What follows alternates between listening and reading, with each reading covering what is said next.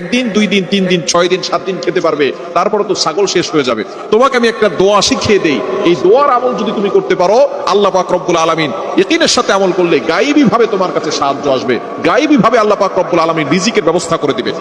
ফাতেমা রাদিয়াল্লাহু তাআলা খুব বিচক্ষণ মহিলা ছিলেন, তিনি ছিলেন জান্নাতি, তিনি হবেন জান্নাতের নারীদের সর্দার, সুতরাং তিনি কিন্তু বিচক্ষণ কম না।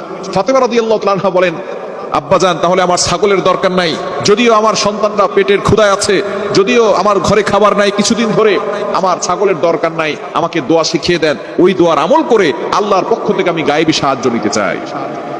যেই কথা সেই কাজ, নবীজি সাল্লাল্লাহু আলাইহি সাল্লাম দোয়া শিখিয়ে দিলেন। বাসায় যাওয়ার পরে আলী রাদিয়াল্লাহু তাআলা যখনই দেখলেন ফাতেমা রাদিয়াল্লাহু তাআলার হাতে কিছুই নাই, তখন তিনি বললেন, তোমার বাবা নিশ্চয়ই কিছু শিখিয়ে দিয়েছেন। কি শিখিয়ে দিয়েছেন?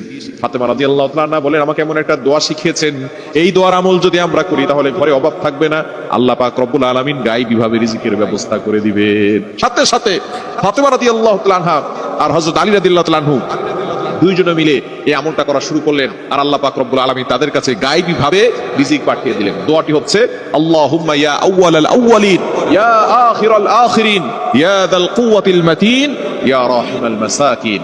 এই দোয়াটা কিন্তু আমরা অনেকেই জানি, একেবারে সহজ বাক্য, আল্লাহুম্মা ইয়া আউয়ালাল আউয়ালিন ইয়া আখিরাল আখিরিন ইয়া যাল কুওয়াতিল মাতিন ইয়া রাহিমাল মাসাকিন।